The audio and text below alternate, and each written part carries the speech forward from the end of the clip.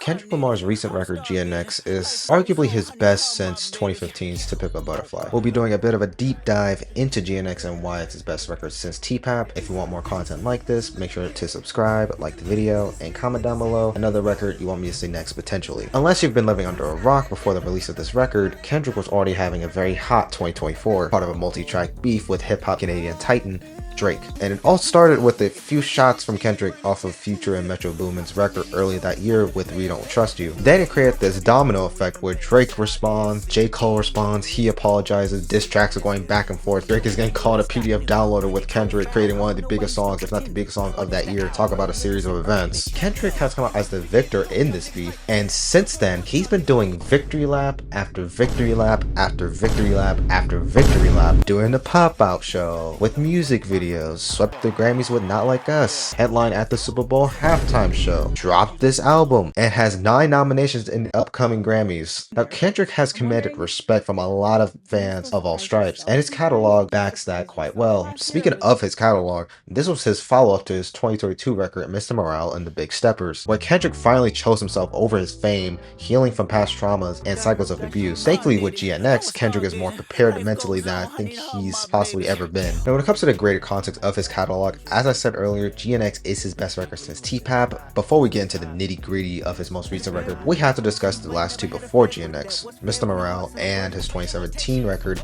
Damn. Damn, it's his least good record in my opinion. My issues lie with this record would have to be the very dark and unresolved place that Kendrick was in, questioning his faith and sense of purpose to a degree. Now, I want to make this super clear. It's still a good record like any other Kendrick Lamar project is. It just had a lot of so-so songs and performances from him, with tracks like XXX, Lust, and even songs like Loyalty and Love. And while I do have my criticism of this record, it has a few undeniable bangers with DNA and Humble, which are the only 2 tracks I come back to from this record. Where Kendrick seems to be with this record has to be the result of TPAP, where he tried to save the world and everyone in it like it was going to be enough. Now, I could be wrong when I say this, but it was probably from that nothing necessarily changed in his community even after the success of TPAP, which led to more stress. Now, I get it. It's his best commercially successful album and has more of a trendy sound for its time. I do hear a lot from hip-hop fans that it's his best record, but I strongly disagree. Again, it's a good record, just not for me when it comes to hearing someone's pain and not resolving it as a solution. Now with Mr. Morale and the Big Steppers sees Kendrick in a better place, finally healing from his past wounds, toxicity, and cycles of trauma. This record was a lot more enjoyable to me because of how hopeful it felt. While it still gave some tracks that were tough pills to swallow for me at first, but came around to actually enjoy them a bit, with songs like Crown, Leather Eye Sober, and Auntie Diaries. Just like with Damn, I've already talked about this record and how people would often miss the concept or just the overall point of the record. Now, I want to make something else clear. Me liking this record is not called quote-unquote going through another nigga's therapy. It's called empathy. If you've watched the 2 movies I reviewed a few weeks ago, I mentioned that I'm in my healing season. I have been choosing myself over pleasing others and seeking happiness rather than caving in to appeal society's standards. So when I look back on this record, it hits much harder. Now, some of my favorites on here were Die Hard, Count Me Out, Purple Hearts, Father Time, United in Grief, and N95. So yes, this record is great, but it feels like a compromise for the sake of his own mental health, which is good, but a compromise nonetheless. So with this current full-length project, Kendrick Lamar is now taking no prisoners and responding to everyone from the world of hip-hop and beyond who refuse to give him the respect that he deserves. The title of this record refers to the Buick Grand National GNX that's also on the cover of this album and is mentioned at least a few times. The record itself is filled with shades of the West Coast, melodic tracks, and storytelling tracks that he often brings to the table. I would also say that Kendrick is low-key back on his Good Kid, Mad City shit, but just for different reasons. This record is not conceptual, and frankly, it doesn't need to be. It's one of his best track-to-track flow records I've heard in a while. Where this record slightly does falter with it's with this title track, GNX. The production choice is quite unorthodox, and the vocal performances from Kendrick and the features surprisingly fit here. I don't know what it is, but Kendrick seems to be showing a weirder side to himself that also complements the production. Another track would also have to be the closer, Gloria, with SZA. Now, it does sound beautiful and lush if I had to describe it, and SZA sounds good as always, though it would have been fine if the record ended with its title track for shits and giggles. Now, everything else, oh boy, we're in for a ride.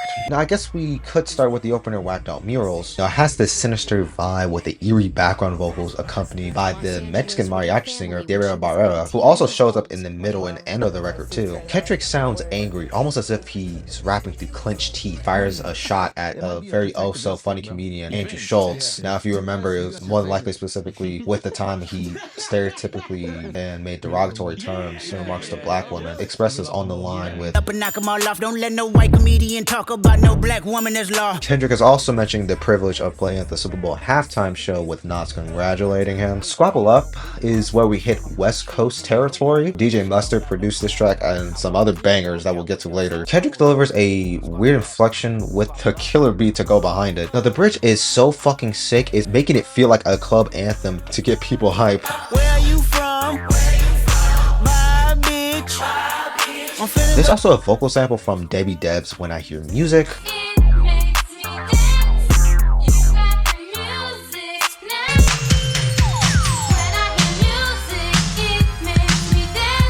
He is basically bragging about his own status while threatening to squabble up. Now the next track, Luther, is one of these songs on here that has a few Grammy nominations. And for good reason. It thrives off of a sample by Luther Vandross called If This World Were Mine. If this world were mine. Kendrick and SZA's chemistry is unmatched. Kendrick's performance fits for a song like this with a lot less tension, and SZA's singing works alongside Kendrick's ad-libs. Men at the Garden was a tough listen for me at first, but it wasn't until I looked into the lyrics a couple of times. This is more of a meditation on why Kendrick deserves every accolade that we could conjure up from. The production of this track is quite minimal until towards the end, where it starts to build up into a theatrical piece of the track, ending with the line, I deserve it all because it's mine. Tell me why you think you deserve the greatest of all time, motherfucker. Overall, this track is more of Kendrick's philosophy at the time that it was made. Now we head back into banger territory with Hey Now. The production is very minimal and skeletal. Kendrick is truly showing a weirder side to his vocal inflections with the opening line. Hey now, say now, mother by my end. Big face Buddha, get my peace from within. Now he starts to take off in the second half of the track, and it's like he's saying nothing, but the track is still very much a banger. Now the intergalactic sound on the bridge is so mesmerizing. Starting to see spaceships on Rosecrans. Dodie Six holds his own on his verse till the very end. His energy and vibe fit well here. Now the track is an example of being a vibe, and it doesn't need deep analysis. Again, it's still a banger. Reincarnated was another track that was a tough listen for me at first, but I came around to listen to it, and I would come to the conclusion that it's one of his best storytelling cuts by far. The production itself is going back in time with the old Tupac song, another example of using Tupac's influence with his own artistry. The songwriting consists of two stories, one about a legendary blues guitarist, John Lee Hooker, on how he didn't want to listen to his father, left to the music industry, praised to high heaven, but it led to him dying with money and gluttony. The other story is about himself being the vocalist from the Chitlin Circuit who had an angelic voice, seen as a musical genius, couldn't escape the addiction to drugs, and started to die slowly when they got themselves around a young scholar who got them abusing a sleep drug and died with a syringe pinched in them. He uses these as he probably saw himself in them when it pertains to their stories and how his story low-key intertwines. Now we get the best portion of the song with Kendrick talking to God. Kendrick is openly expressing and making clear that he's not perfect, that he's helped people and didn't gloat when he was at the top. Now since this is at the perspective of Kendrick, he's using this angle to speak to God and uses God as a way to question his own intentions and beliefs. So yes, this track is very much another example of his relationship with his mindset and growth for the time that it was written. We head right back into banger territory with the song TV Off. DJ Mustard produced this track as well, and this is basically his Not Like Us Part 2. The beat goes fucking hard, and not only does it go hard, Kendrick is doing another victory lap on top of everything I mentioned earlier. This more or less has to do with some of the critiques of Not Like Us. If you remember, what some people did mention that it was only popular because it's a diss track and it's from the West Coast. Well, here's a track that sounds very much similar, and it isn't outright a diss. Just like with the other bangers, it doesn't need a deep analysis because the production fucking bangs, especially on the beat switch on the back end where he goes,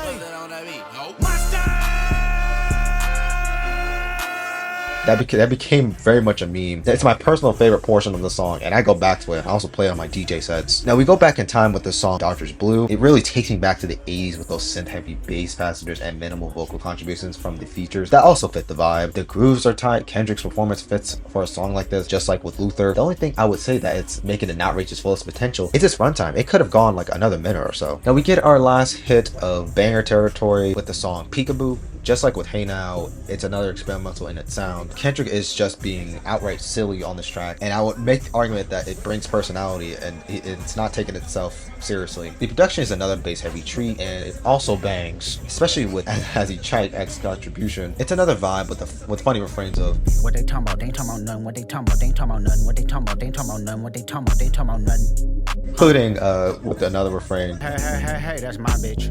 Hey, hey, hey, hey, hey, hey, hey, that's my bitch.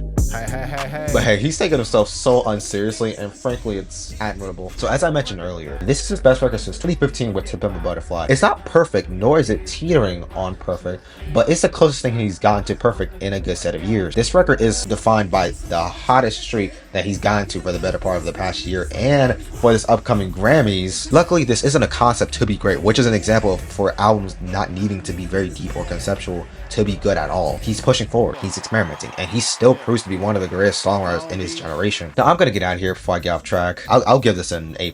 And yeah, that's gonna do it for today's video. Please like and subscribe and comment on another album you want me to do next. As always, I'll see you on the next video. Willie Defro, say Drake. I hear you like I'm young. You better not ever go to cell block 1 to any that